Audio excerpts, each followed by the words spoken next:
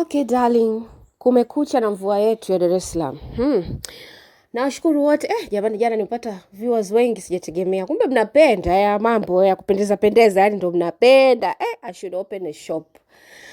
Sasa leo tunajifunza, jana nimeahidi kwamba tunajifunza body type. Sasa leo tunajifunza body type, kujua body type yako ni ipi. Sawa. Kwenye mwili wa binadamu kuna body type za aina 5 tu. 5 scientifically proven. 5 tu, hamna nyingine. Kuna type ya apple, kuna type ya hourglass, kuna type ya pears, kuna type ya rectangle, na kuna type ya inverted triangle. Yaani wewe shape yako imekaa kama tunda la apple. Shape yako imekaa kama a glass.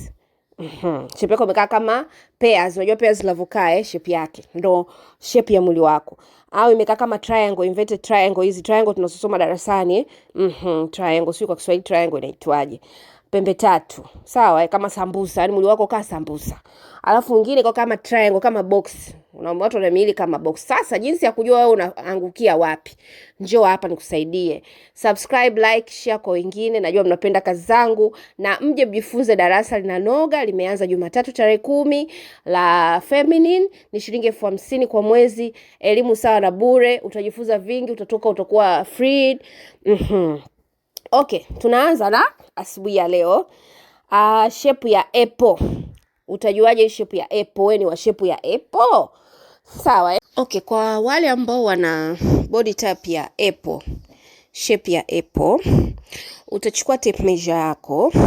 Tape measure najua zipo. Unayo, kama huna nenda kanunue. Kila sehemu wanauza, duka la Wachina, Home City, Home Market, Africano, Home City, Mikocheni, Home City, Mlimani City wanaziuza. Shilingi 5,000 zinauzwa tape measure, uzo wa kushona, sindano, nini kila kitu. Sawa. Kwa utajuaje kama wewe ni apple shape? Mwili wako ni wa apple shape. Utapima hips, utapima kifua, utapima na kiuno. Kama kifua chako huku kwenye kifua chako ni kikubwa kuliko hips na kiuno, wewe ni wa apple shape. Kwa mfano, kifua chako kinasoma 50, hips zinasoma 40, kiuno kinasoma 40, yani wewe ni apple shape. Si tunaelewana? Yani wewe kujuli mkubwa kuliko hips, kuliko kiuno au tumbo. Si tunaelewana? Sio mbaya, ni shape nzuri. Wengine wanakuwa wameumbwa hivyo, wamezaliwa hivyo. Wengine inakuwa ni mabadiliko ya mwili kulingana na puberty, kulingana na chakula, kulingana na plastic surgery. Wengine wanaenda kujibadilisha. So ukatokea wewe ni apple shape. Sawa Sasa my dear apple, ninakukaribisha sana ujifunze pamoja nami. Right? Wewe shape yako sio mbaya na ni nzuri.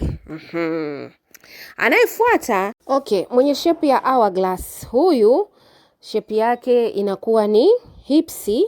Akipima hipsi inakuwa sawa na kifua, inakuwa sawa na kiuno. Sisi tunaelewana Kiuno kwa cha kawaida, lakini kifua na mahipsi vote vinakuwa ni nini? Ni sawa. Sisi tunaelewana? Yani ukipima tu hipsi iko sawa na kifua, iko sawa na tumbo au kiuno, huyo ndo anaitwa hourglass shape. Sawa, wanafanana kama hivi. Usisahau kusubscribe, like na kucomment. Na discuss hizi mbili kwa asubuhi, zingine nitamalizia jioni ya leo. Kwa wale ambao wanapenda darasa la kujifunza body shape, skincare routine, feminine, kila kitu, please, namba yangu ya WhatsApp hii hapa. Nipigie tuwasiliane WhatsApp, nipigie kawaida. Darasa langu bei rahisi 50,000 tu kwa mwezi. Utajifuta vitu vingi, Mungu anajua. Karibu sana. Simu zangu ziko wazi masaa 24. Nipigie, ni text WhatsApp, nitakufundisha, nitakusaidia, nitakuhudumia. Ndio tunasogea hivyo, bado pamoto na mvua yetu.